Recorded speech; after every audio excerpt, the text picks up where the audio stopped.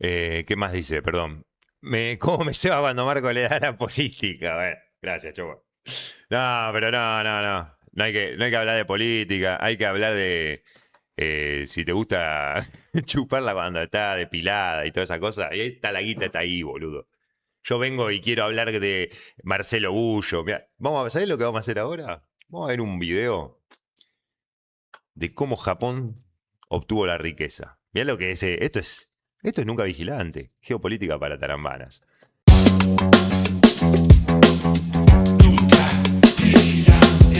Dios mío. Soy el rapero más grande de Argentina, boludo. O el que más contribuye, por lo menos. El que más contribuye al despertar del pueblo raperístico. Esto es para que no te comas más la pija del libre mercado, boludo. Cada vez que te comes la happy del libre mercado, me quiero poner a llorar, boludo. ¿Cuántas veces más te tiene que pasar? Con Rivadavia, Urquiza, Roca. ¿Cuántas veces más no tiene que pasar, boludo? Ya está, aprendamos de una vez, boludo. Aprendamos de una vez. ¿Qué haces, Chugua querido? Mira, llegaste justo para una entrega express así al paso de geopolítica para tarambanas. Vamos a escuchar al profesor Marcelo Bullo, el sabio de Rosario, un orgullo argentino de Argentina para toda Hispanoamérica. Japón, ¿cómo un país sin recursos conquistó la industria mundial? Caso de Japón, bueno, el caso de Japón también es muy interesante. Es muy interesante porque Japón, No voy a pararlo muchas veces porque es muy didáctico, por algo le dicen, por algo, mira, es doctor el loco en ciencias sociales y, y le dicen el profesor, es un profesor literalmente, entonces voy a pararlo muy pocas veces. bueno, la fecha ustedes saben que siempre me olvida, ¿no? 1850 y pico. El Comodoro Perry, norteamericano, llega a Japón. ¿Y qué había pasado en Japón? Japón, si ustedes se ubican, época de Felipe II, España, Holanda, el Japón se había cerrado al mundo. Había prohibido que, salvo una pequeña ventana que tenía en Okinawa, donde había 4 japoneses, no quería saber nada con el mundo. Se habían cerrado. Pues ya les dije, una prohibición por sí misma nada en crea. Es torpe, es estúpida. Y ellos prohibían por prohibir. Entonces, cuando llega el Comodoro Perry, imagínense esta imagen, ¿no? Llega el Comodoro Perry y lo reciben, se entiende, un barquito japonés con samurái, vestido de samurái, se entiende, las mejores espadas del mundo. Pero cuando se inventó la pólvora, se acabaron las espadas. Los yanquis tenían un Colt 45 y Winchester, y todavía los japoneses estaban con la espada, se entiende, ballesta y arco y flecha. Entonces, la conmoción de ese choque, porque los norteamericanos van a no bombardear las ciudades, van a demostrarle cómo pueden bombardearlas. No la bombardean. Bastó para que los japoneses digan, Claro, acá el profesor explica muy concretamente, claro, llega un militar estadounidense en un barco de guerra estadounidense, ¿sí? Entonces, los japoneses que lo reciben ven ese poderío y dicen, nos queda matriqui negro. acá la hemos cerrado mucho tiempo, 200, 300 años, muchachos, estamos perdidos, hay que firmar lo que los yanquis quieran. Y firman lo que se llamó los tratados desiguales, es decir, los Estados Unidos podían exportarle lo que se les daba la gana.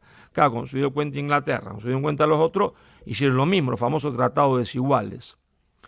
Entonces, Japón queda absolutamente subdesarrollado.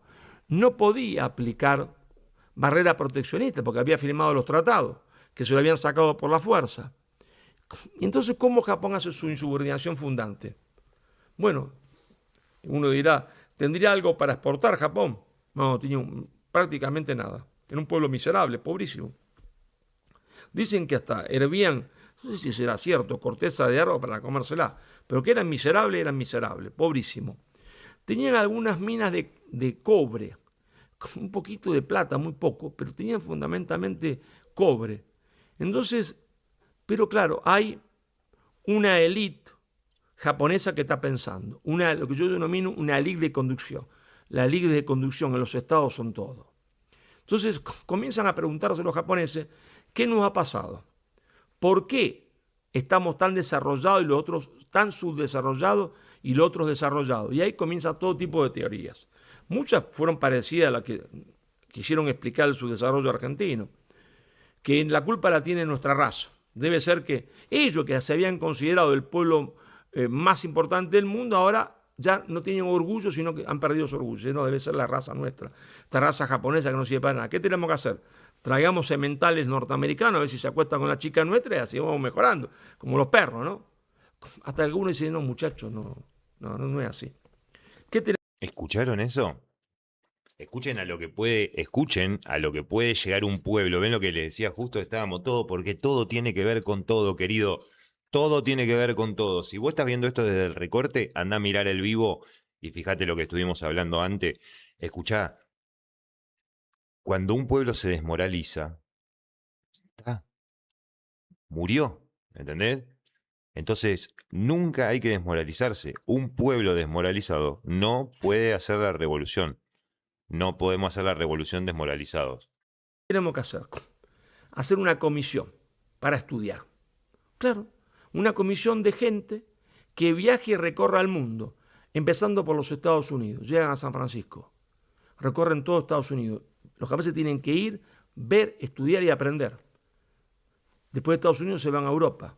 Recorren toda Europa y se entrevistan con Bismarck.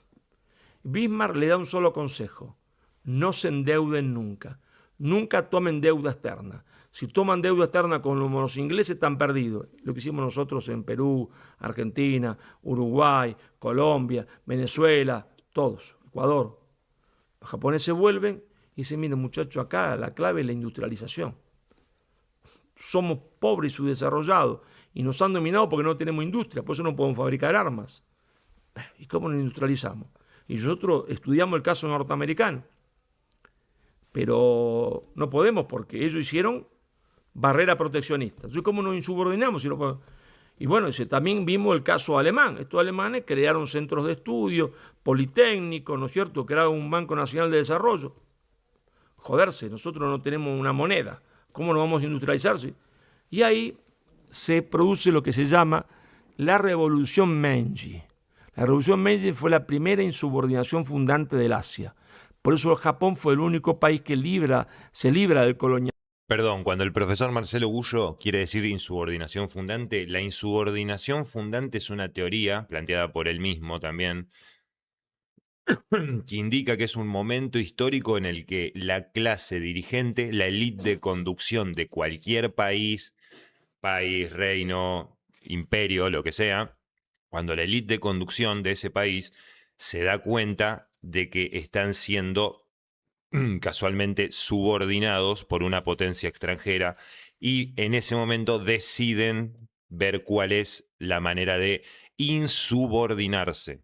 ¿Y por qué habla de insubordinación fundante? Porque normalmente se apela a los elementos que conforman la fundación de las naciones. ¿Sí? Por ejemplo, no sé, la fe, la religión, el catolicismo, las familias tradicionales, etc. Algunas instituciones que, digamos, fundamenten, ¿sí?, la insubordinación esta, ¿no? Vamos a continuar. Fundante del Asia. Por eso Japón fue el único país que se libra del colonialismo inglés y europeo. Los tipos, la ley de conducción, dice, ¿qué vamos a hacer? Vamos a estatizar las minas de cobre. Con eso vamos a tener un pequeño capital. Con ese capital vamos a comprarle industrias llave en mano a los ingleses. Entonces, ¿saben cuál fue la primera fábrica? Estaban tan atrasados estos tipos que compran los japoneses. Uno diría, bueno, qué sé yo, no sé, una fábrica para hacer ropa. No. Bueno, una fábrica para hacer cuchillos. No. Estaban más atrasados todavía, ¿no? Estos tipos no sabían prender el fuego, no tenían fósforos. La primera fábrica que crea el Estado es una fábrica de fósforos.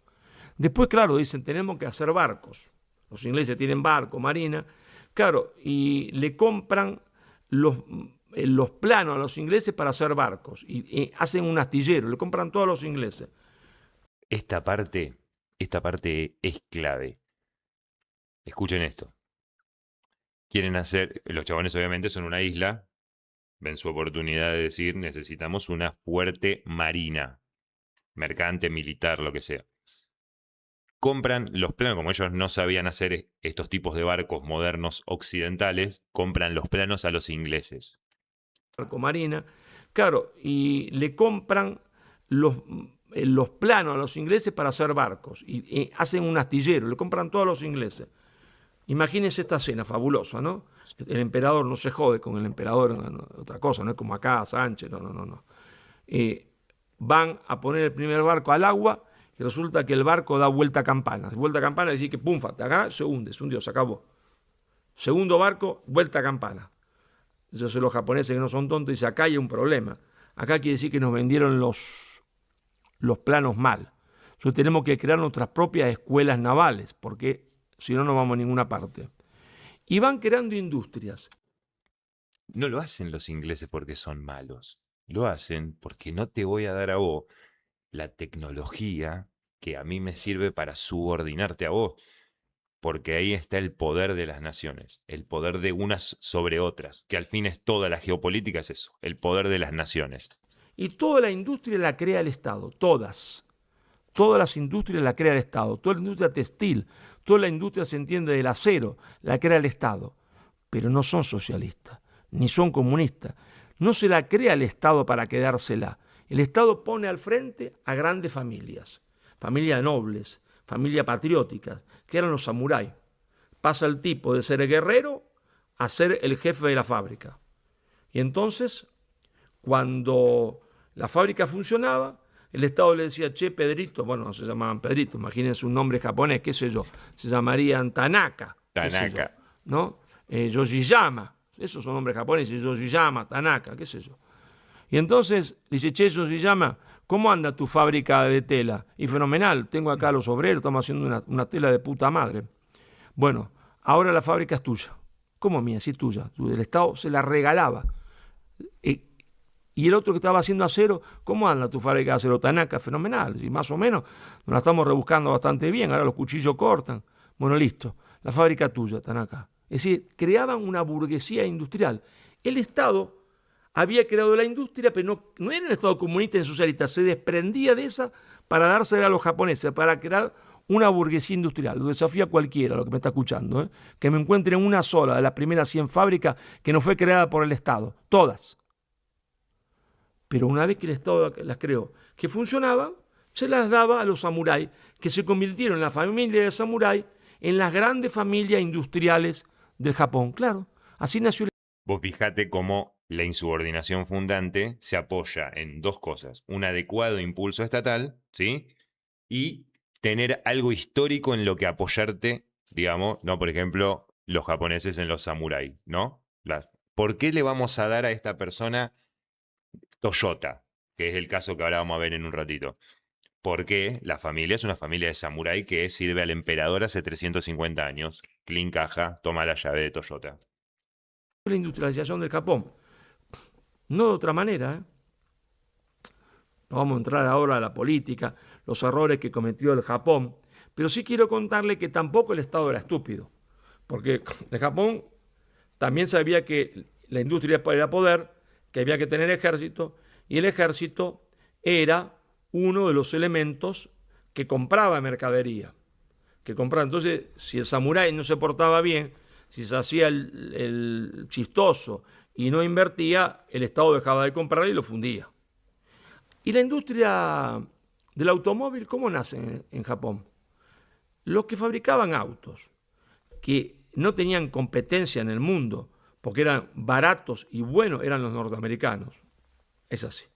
Los mejores autos, precio-calidad. Los mejores autos siempre fueron en esa época, estoy hablando en 1910, 1920, eran 1930, eran alemanes. Esa es la verdad, ni ingleses, eran alemanes los mejores autos. Pero los que tenían precio-calidad mejor y no eran malos, eran los norteamericanos, Ford, General Motors, Chrysler. Y los japoneses dicen, bueno, la industria del futuro no es fabricar telas, es fabricar autos. Entonces hay un señor que hacía máquinas de coser, esas máquinas de coser que tenían las abuelas, pedal, ¿no? Que en realidad se le habían copiado a los ingleses. Los ingleses, la marca era Singer. Y entonces la copiaban y le habían llamado Toyoda, no Toyota, Toyoda. Pero este tipo, dueño de esta fábrica de coser, que tenían las abuelas o las bisabuelas en la casa, este tipo tenía una manía. Le gustaba comprar autos, arreglarlos, desarmarlos. Le gustaba ser mecánico. Entonces le dicen, che, escúchame, Toyoda, vos que tenés ahí detrás de la fábrica, que tenés como 100 autos, los arreglás, esto, ¿puedo hacer auto? No, le dice, escúcheme, auto no es lo mismo que hacer esta maquinita que hago yo, que son a pedal. Hacer auto es otra cosa, es una tecnología de punta. Nosotros no podemos hacer eso. Pero, dice, si usted admite mi plan, quizás podamos hacerlo. ¿Y cuál es tu plan? Hay que mandar gente a Estados Unidos. ¿A qué? A estudiar. Ingeniería allá. ¿Y qué más? Obreros, que se hagan obreros de Ford, de General Motors, pero que tengan que volver. ¿Y qué más? Espías. Gente que compre planos, que sobornen a los tipos de Ford, a los tipos de Chrysler, que le den los planos para hacer los autos. No sé cómo se llama, capaz que no se llaman planos. Planos se llama como una casa, no sé cómo se llamarán los autos. Y así fue. El sobrino de Toyoda, que para que suene mejor cuando inventan el auto, pues sonaba mal fonéticamente, van a cambiar la D por una T y le ponen Toyota. Pero en realidad la familia era Toyoda, no Toyota. Entonces van a Estados Unidos, vuelven después de X cantidad de años y empiezan a querer fabricar un autito. Pero claro, el Japón tenía industria, pero todavía un mercado interno muy pobre. Entonces, ¿qué hace el Estado? Dice, bueno, mira, vamos a hacer una cosa, vamos a dar créditos para que la gente compre tu auto, pero no a vos directamente. Es decir, que nosotros, para que tenga un taxi. Entonces, de esa forma te van a comprar el auto a vos. Y así nace Toyota. Ahora, bueno, también van a nacer otra fábrica. Toyota, como muchas compañías, miles de compañías, que hablan del no, que el libre mercado, que no sé qué, que la libertad, todas empiezan con un contrato en el Estado. Todas las grandes fortunas de Argentina se han hecho con contratos con el Estado. Al único que te venden de que el Estado no funcione, que hay que destruirlo es a vos, que sos un boludo que vas a hacer la cola al hospital público y a anotar a tu hijo en el jardín y no encontrar vacante. Todos los millonarios de este país se hicieron millonarios con la guita del Estado. Literalmente. Como Mitsubishi, que fabricaba primero armamentos, ¿no es cierto? Va a fabricar aviones de guerra después. Pero claro, esta industria japonesa funciona para dentro del Japón. Los autos japoneses son malos, sí. No es como ahora, que son buenísimos, no eran malos. Malo y caro. Solo podían venderse en Japón, porque el Estado daba crédito no para comprar un auto norteamericano, sino te daba crédito solo para comprar un auto japonés. Para otro no te daba crédito. Viene la Segunda Guerra Mundial, el Japón queda fulminado y el Japón le va a pasar lo mismo que a Alemania. La intención de Estados Unidos es destruir Japón, sí, destruir Japón, es verdad. ¿Está? Por eso se entiende, el general Marshall le hace una constitución, que en realidad es un estatuto hecho por los Estados Unidos. Ellos no tienen constitución, es un papel que escribió Marshall, el general MacArthur, me confundí yo de general, otro general, MacArthur. Marshall es el que dice el profesor Gullo, es el que desarrolla el plan Marshall, pero el plan Marshall es en Europa, ¿sí? En Asia, en Japón, sobre todo, que es el que queda semiprotectorado estadounidense, es el general MacArthur, ¿sí? ¿Y qué establece MacArthur? Que cumple el mismo papel que Marshall en Europa. Que Japón no puede tener un desarrollo industrial superior a los países vecinos, que había invadido. ¿Y a quién había invadido Japón? A Filipinas, que no sabían fabricar un alfiler. A Indochina, que no sabían fabricar, se entiende, un dedal. Quería decir que Japón no iba a tener industria. Pero claro, la historia es lo que es. Y a veces da oportunidades, aunque uno no las...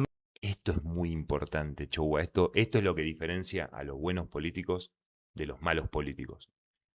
El saber ver la oportunidad, las ventanas de oportunidades que se abren.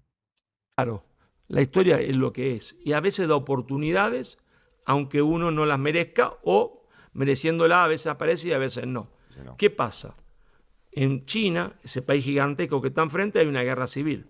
Una guerra civil entre un bando comunista conducido por Mao Zedong y un bando llamado nacionalista conducido por Chiang Kai-shek, jefe del partido Kuomintang, que quería decir Partido Nacional y Popular. Finalmente la guerra civil la gana Mao Zedong, el Partido Comunista, y se establece la República Popular China, un régimen comunista en China, gigantesca, millones de tipos, en alianza con los rusos, con los soviéticos, que también son comunistas. Entonces, la Guerra Fría ahora está, se entiende, en el Asia, y va a venir la Guerra de Corea, y ahí los yanquis dicen, no, momentito, el plan de desindustrializar Japón se acabó, hay que industrializar a Japón, porque si no la gente se va a hacer comunista, y entonces estamos perdidos. Entonces hay que, al contrario, hay que favorecer su desarrollo. Pero los japoneses dicen, sí, pero el desarrollo lo vamos a hacer nosotros como queremos. ¿Y qué crean los japoneses? Crean el MITI. ¿El MITI qué fue? Un organismo que nacionalizaba el comercio exterior. Determinaba qué se portaba. Es clave que el país, si tu país no controla el comercio exterior, sos una semicolonia. Por más que tengas bandera, por más que tengas himno, por más que tengas escudo, moneda, ejército, y que todos los días se levanten los chicos y vayan al colegio a la mañana, si vos no dominás tu comercio exterior, sos una semicolonia. ¿Qué crean los japoneses? Crean el MITI. ¿El MITI qué fue? Un organismo que nacionalizaba el comercio exterior. Determinaba qué se portaba y qué se importaba. No fue el libre juego y oferta y la demanda. Lamento decírselo a los liberales españoles, que en realidad los liberales españoles a veces no son ni liberales, no saben lo que están diciendo, creen que son liberales y en realidad no lo son.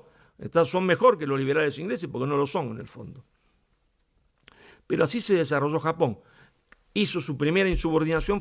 El profesor, mira si no somos argentinos, mira, con toda esa pinta de Chad, el Marcelo Gullo va a enseñarle a los españoles cómo tienen que ser españoles. Los argentinos somos lo más grande del mundo. Fundante con la revolución Meiji, y después porque pagaron los errores y se convirtieron en militaristas, se convirtieron en agresivos, tuvieron una nueva oportunidad y la Guerra Fría, Corea, China comunista le da la oportunidad de reconstruirse y recomenzar su insubordinación fundante. ¿Y qué tiene que ver esto, profesor, con los autos, con esto que usted nos contaba de Toyota? Muy sencillo. Después de la Segunda Guerra Mundial, insisten con fabricar, se entiende, autitos. Resulta que los autitos japoneses son una mierda. No sirven. No son competitivos a nivel mundial. Pero ellos, en la década del 60, logran fabricar un autito que creen que ya está, que ahora sí, este autito es bueno y barato, y lo podemos vender en Estados Unidos. Y hacen una cadena. Y ese autito es la primera versión, si no me equivoco y no me falla la memoria, en este gagaísmo interminable, es el primer modelo del Toyota Corolla, que hoy es, vos tenés un Toyota Corolla, viste que está el chiste ese, de que pasa el del Peugeot, pasa el del Fiat, pasa el del Ford y pasa el del Toyota por el lugar de los repuestos y cada uno le pide algo y el del Toyota le pide si le invita a tomar unos mates y que no conoce el lugar, ¿viste esa huevada? Bueno. De venta, de lugares de venta en Estados Unidos, fracaso total. Eso causó una conmoción en Japón. ¿Por qué? Porque dice, bueno, tantos años poniendo dinero en esta industria y al final no sirve para nada, abandonemos este proyecto. Y ahí, con buen criterio, la familia Toyota dice, no, denme 10 años más.